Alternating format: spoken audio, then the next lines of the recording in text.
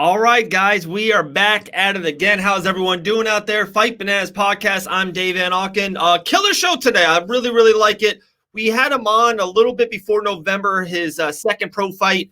He's about to have his third pro fight. This one's for a championship, the FC 73, coming up September 12th. So excited talking to our guy right now, Jeromy Mitchell. How you doing, my man? I'm fantastic, man. How are you? Doing good, man. Doing good. Look like you're getting that training in now. Oh, man. Like I was saying, I thought this one was actually at 2, and I started training, and I saw your message. I was very lucky to look at my phone when I did, because I didn't want to miss this. I always enjoy it. Oh, very cool, man. Appreciate you. Appreciate your time. So how you doing, man? You getting the sweat in? This is your first bantamweight fight, right, as a pro?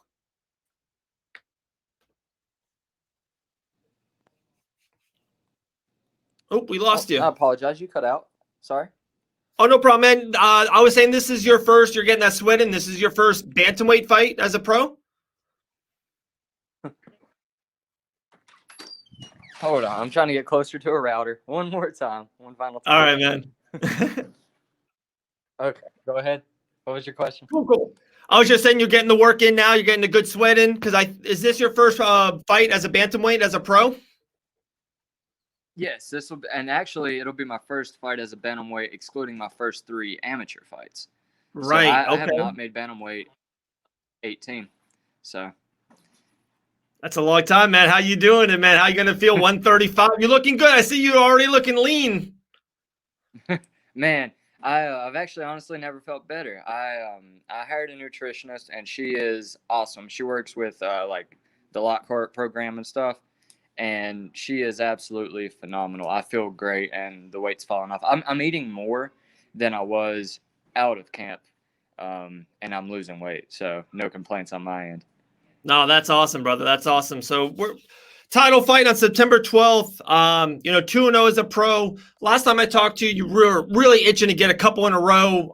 Really like your trajectory. Of course, COVID happens, haven't fought since November. How excited are you to finally step back into that cage? Oh man, I couldn't be more excited. I actually had a fight scheduled on March 14th, and I made it to weigh-ins. Me and my opponent weighed in, and I woke up the morning of the fight, had my morning shakeout, and had a message from my manager telling me to call her, and I knew that was never good. So I call her, and she tells me that the governor had ended up canceling the event the day of the fight. But I must say, 247 is awesome. They still paid the fighters their show money, even though they had contract obligation or anything. But it kind of bummed me out to get that close, but it also motivated me because I got the feeling of a fight without actually getting to go through with it. So it was kind of like it motivated me more than ever. I came back, worked twice as hard. I still haven't missed a single day since that fight camp. So I truly feel phenomenal, man. It's the best I've ever felt. Oh, that's awesome, brother. And so, dude, this is your third pro fight on 3 different pro promotions. I even saw your amateur career. I kind of do want to hit on that for a second. Do you think that's an advantage or a disadvantage of you kind of, hopping around to different, organizations, different pros? I talk to a lot of people that love sticking with one guy. They get the matchmaker and, they really just move up the ranks. I like what you're doing a little bit, to be honest, though. It kind of throws some grit at you. You hop over here, hop here, different cages, different sizes, different lights, different arenas. How do you feel? Is this an advantage or a disadvantage? Absolutely an advantage. As an amateur, I did it because I wanted to know. I'm not a guy that's interested in figuring out fake answers, like getting the answer I like. I hate when I get the answer I want. For me, I just wanted to know. It's like, okay, well, from where I'm from, MMA isn't huge, so it does me no good because my goal isn't to be a professional. It's not to win a couple of fights, be even a regional champion. Yeah, this is going to be phenomenal to have a pro title, but I'm not going to stop till it's the UFC title, and that's the only one that'll matter. And I probably won't even care about that one by then. So for me, it was I wanted to figure out where I stood amongst all of them. So as an amateur, I wanted to go everywhere, fight everybody. And I actually only turned pro when I did. My last one that was, labeled as a loss was actually a DQ of me heel hooking the guy and then, disqualifying me because in Virginia as an amateur, a lot of shows you actually fight completely pro rules. 12 of my amateur fights, I fought with elbows, knees to the head, and everything. Right, right. And which I feel gives me a huge advantage as a pro because I'm used to it. But same thing as a pro. Like I don't really. I mean, I'll stick with VFC because I think they're a great organization and all, and I'm going to hold their belt, so I'm going to have to defend it. So I'll definitely work with them. But also, let's say they don't have a show coming up, I'm going to go outside and find more fights and hopefully get the call from Bellator or the UFC soon. I just wanted to take over it all. I'm going to have to beat all these guys to get to the belt that I want anyway. So I might as well just knock them out of the way. So. I love it. I love it. It's funny you said that because I looked up your amateur career. Man, it was so you turned amateur 2015, starting to fight. And how did you know? Like, I know it said 7-7, right? But the last one was a DQ and all that. How did you know? A lot of times, some people don't know when to turn pro. Sometimes they even turn too early, not enough cage time, ring time, third round. Some guys never felt the third round before, stuff of that nature. When did you know 2018, 2019, boom, turning pro, and now you're fighting for a title post-pandemic in 2020? Yeah, it's one of my favorite things. One of my favorite things to say is that I went from amateur debut to professional title fight in under 5 years. That's how I know I'm a phenom, man. And I'm going to be successful with it too. But for me, I knew I was ready to turn pro when I started, because as you can look at my amateur record, you can look and see that I've literally challenged every top person that was an amateur at the time. And the reason being is, like I said, I wanted answers. And so when the top guys either started declining the fights with me, making an excuse, or I would have to drive like 12 hours and a promotion wasn't willing to pay gas, I was like, well, I'm going to step up and fight these pro guys. I'm ready for that level anyway. Essentially, I've experienced everything. I've been in there with grapplers. I've been in there with strikers. I've went the distance. I've had finishes. I've been finished. I'm experienced. I'm very, very experienced. I've been injured. I've been hurt. There's nothing that they can do in there that I haven't had done to me. And there's nothing that I'm going to do in there they haven't done. So for me, it was a definite experience, but also a mental change. And I'd spoke of this before. For me, as an amateur, it was very easy to be like, well, I got to work tomorrow or work Monday. Or I turn pro this one, it won't matter. And so it's a lot easier. But when I turned pro, the reason you could see like such a big change in record, for example, would be that there is nothing else I want to do with my life. I just want to fight. And now it doesn't matter. I take that L and that stays with me forever. So I'm willing to die in there now. So really it was, everything you saw as an amateur was me making a showing and battling adversity, but knowing in my early career when to quit. And that left at the end of my career. That was the only thing that really hindered me in the very beginning was I had a little bit of quitting. I was an 18-year-old kid, and once that kind of, I realized that I wasn't made of glass. And in one of my fights where I got my orbital broke and my nose shattered, and in the first 30 seconds when we went to a decision, I just kind of realized I wasn't made of glass, man, and it changed my whole career from that moment forward. But you said I was listed at 7-7. Truthfully, like I said, MMA became legal in my state not too long ago. So the reporting of MMA wasn't very effective or efficient, I guess. And so I actually finished off 14-7, and they all should have been sanctioned as well. Wow. Yeah, I finished off 14-7, and then I actually finished off an amateur USA boxing career at 8-1. So this will end up being my 33rd fight. So there you go. There you go. 23 years young, 33 fights underneath the belt. I'm loving it, my man. Right now, dude, I'm loving the uptick, the upswing in mixed martial arts, period. All organizations. Of course, you already mentioned the big boys, UFC and Bellator. We've got so many great ones on UFC Fight Pass with LFA.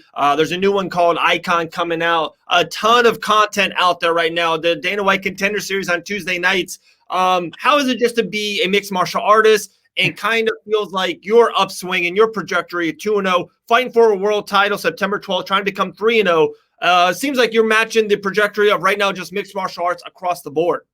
Yeah. Well, I mean, I've said it a lot of times, and I used to just say it to talk, but I am mixed martial arts. Nah. What I mean by that is like there's a lot of things I said before that it was just me saying it, say it. And I feel like since this quarantine and stuff, like I said, I've been training so hard. I got my diet and everything in control to the point that I can move down weight classes. I just feel more confident. But truthfully, to be a mixed martial artist at this time, it's amazing. There's so many opportunities for me, and especially after I win this belt, it's just going to open up more. Hopefully, I'll go ahead and get the call to the Contender Series or even Bellator. If they need more proof of how good I am, then I'll keep proving it. As far as regional shows I'd like to get on before then, my biggest fear is that I get the call before I get to experience all the regional ones. I'd love to go down and fight on island fights. That's been a big one for me. I like the setup of the event. I like the locations of the event, and I would absolutely love to get on one of their cards or an LFA card. So it's just like the world has opened, and I have so many opportunities, man. It's a great time. That's awesome, brother. I might know someone to get in contact with you about that island fight fight. All right, I'm somebody. But dude, so being a bantamweight, let's talk about Jan, Aldo, Sterling. Looks like hopefully we'll get that next shot. Say that again. He deserves it. Right. I totally think so, and I love that fight, Jan versus Sterling. I think it's a contrast of styles. Jan's got that motor, and I talked to a couple of people about it. Sterling sometimes needs that space and time, and then kind of go in. Jan doesn't let that happen. Jan does not give space, does not give time. Would just love your take on those two guys. That fight maybe possibly happened, and then of course at the end, the whole Cheeto show, Marlon Vera defeating Sugar Shane O'Malley. Would love your take on that as well. So Jan and Sterling, honestly, that one's such a hard pick for me because I've been a Sterling fan for so long, like him building up to get the title, and now that he's got the chance and it's Jan that he's fighting against, I also watched him work his way up. So I really don't want to see one of them beat the other one, but also what we all want. If Jan can keep him near the cage and walk him down with the pressure, I see Jan coming out victorious. I think Jan also will have a better, when I say wrestling, I just mean getting it to the floor. I would imagine that Sterling's pretty equipped once he gets there, with Ray Longo and Matt Serra being in his corner. Right. Not that I'm downplaying Peter Yan's jiu-jitsu. I'm sure it's good as well. But, Matt Serra and Ray Longo are two of the best to do it. If Sterling can create space with his kicks and keep him at range, then I think it'll absolutely be a Sterling fight. But I also know that he has the potential to take somebody down and beat him on the floor. He finished Sandhagen on the floor. But I would like to see the fight more of the style of when Sterling fought, I'm going to say Munoz, but I don't want to butcher his name. But I think it'll be a good fight. I think I see Sterling taking it, honestly. Okay. Unless it hurts. But I'm not going to be upset either way, and I'm not putting money on it either way. But what do you think? Talk about putting money. A huge upset last Saturday. Cheeto Vera defeating O'Malley. The hype train and everything that came with it. What's your take on the whole Marlon Vera defeating Sugar Shane O'Malley? My only problem with Sugar Sean is that he lost me over $100 on DraftKings. So that one hurt pretty bad. I had a lot of faith in him going into this one. Mainly, not that I thought Cheeto was a pushover. I thought that he would let the hype of O'Malley affect his performance. So it's truthfully impressive that he didn't. And honestly, he might have seen O'Malley, wince when he hit that leg kick, and it gave him the confidence to then start attacking. I don't know. I don't know what happened to him mentally, but it was definitely an upset on my end. I was really pushing for Sugar Sean, but a very good fight. I'm excited to see who Cheeto fights next. I think if he can win his next two, then that he's going to have almost an equal hype train. If he can figure out kind of like a gimmick to run with, kind of like O'Malley did. He can't stay gimmickless and boring, I guess. But if he wins his next two and he does some talking, I think he'll be a contender by next year. Man, I'm so happy you said that. It's so funny. Always, every interview, I write down some notes, some kind of buzz things I do want to talk to you about. And on that notes, I swear to you, I have kind of, you said the gimmick, right? I'm an old school wrestling guy, so I love the word gimmick in a way.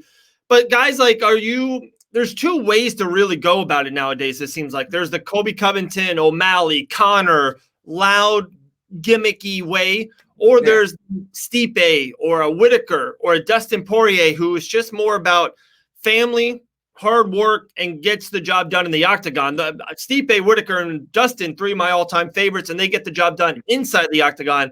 Are you more, and there's no wrong answer, you can see the other guys, Cejudo and Connor, they sell pay-per-views. Are you more of a gimmick person to be a fan of and watch those fighters? Or are you more of guys that's just going to get the work done inside that octagon for 15 or 25 minutes? So this is why, once again, I'll tell you I'm taking over MMA is because I'm both. I like to think that I'm in the middle. I'm me magnified by 1,000. So when I tell you that I'm the best bantamweight in the world, I'm not kidding. I genuinely mean it. Right now, I'm the best unsigned bantamweight in the entire world. And as soon as I sign that paper, then I'm the best bantamweight in the whole world. And I will be the champion in due time. With that being said, for me, I work hard. I'm about my family. I'm about God. I do the right things. I make all the sacrifices. Dustin Poirier says paid in full. I've paid it in full as well. And I do that part. But at the same time, I understand that people enjoy listening to people talk. And so I know that there's a market for it. With that being said, I know people could tell when somebody's not being authentic. So for me, I am me times 1,000. So with that being said, I train and I work and I pay it in full so that I can say these things with true confidence. If I didn't work hard, I couldn't, and I was half-assed in my preparation, then I couldn't say these things with conviction, with confidence. Right. For me, I work hard enough in my training to create the persona that I have outside. So I would say I fall in the middle. I just want to make people laugh. At the same time, give them something to laugh at, but give them something to fear as well. It is my gimmick. I want the people to enjoy me and enjoy a good laugh, and I want everybody standing in front of me to know that they're in some serious trouble. Right. So That's the correct answer, my man. You do need that both. I think Henry Cejudo, he did all the snakes and all the weigh-in stuff, and he does it. But when he gets in that octagon, he goes. He puts the motor on and he really gets it done. That's probably really him. He's just magnified it 10,000. Right. So. Guys, we're talking with Jeromy Mitchell, big title fight coming up September 12th. I want to give you the floor right here, and then I got 10 fun questions for you. I want you to talk about clean cut killers. I've been seeing you, been checking you out on Instagram. I saw you put something on Twitter about it. The floor is yours, my man. Hit it. Oh, okay. So clean cut killers started out actually as my coach's caption on a picture back in like 2016 after of all of us after some fights. And I kind of took it and ran with it because what got me into martial arts was like the Bruce Lee, like Jackie Chan style. Somebody that if you walked into a room, you wouldn't think that they could kill you, and that you would just overlook them, but they are the most dangerous guy in the room. So for me, and I'm not very clean cut anymore. Like I said, I started this when I was younger, but I also trim all this before I fight and stuff. It always makes me feel better. I lose a couple ounces that I didn't have to work to lose. But for me, it's just being the guy in the room that doesn't have to say that he is the killer, but he is, And so I kind of wanted to run with that as a style, and it's catchy. So it started as a t-shirt company, or as a caption. Now it's become a t-shirt company that's also turned into a manufacturer of combat sports goods like shin guards, gloves, and also into supplements eventually is the goal. And I'm looking for some fighters to sponsor and stuff. If you guys, you have some fighters out there with decent fan bases, feel free to message the page, and we might be able to get you set up with that. But yeah. Absolutely, my man. Hey, you can always send some of that gear this way. We're doing a lot of interviews. I'll wear that clean cut for you right here, all right? Yes, sir. Absolutely. I'll send it your way. Sounds good, man. I appreciate it. Okay, I got 10 fun. I got 10 fun questions for you. First thing comes in your head, and we'll roll after that, all right? Okay. Your all-time favorite movie? Oh, brother, we're out there. By far. The most interesting person you have ever talked to? My wife. Safe. That's the correct answer. If you're a promoter and you can make any mixed martial arts fight, what would it be? Jeromy Mitchell versus anybody. Oof, selling. Beach or mountains? Beach. I get enough mountains. Your favorite clothing brand? Clean cut killers. In reality, I like Reebok and Nike. Reebok, Nike. Okay. After weighing in, what's your go-to meal? Just depends. It used to be Olive Garden. Nowadays, like I said, I hired a nutrition. It's a little more structured. So whatever she sends my way. Usually what spices or proteins. Your favorite piece of technology? By far my phone. I wouldn't say it's my favorite, but it's my most used. Right. And last but definitely not least, September 12th, VFC 73 Bantamweight World Championship fight. What's the answer? What's the verdict? What's the resolution? KO or TKO first 2 rounds. There you go. My guys, Jeromy Mitchell, Bantamweight. Can't wait. September 12th, VFC 73. Jeromy, man, appreciate your time. We'll talk soon, all right? Absolutely. Thanks for having me. Likewise, my man.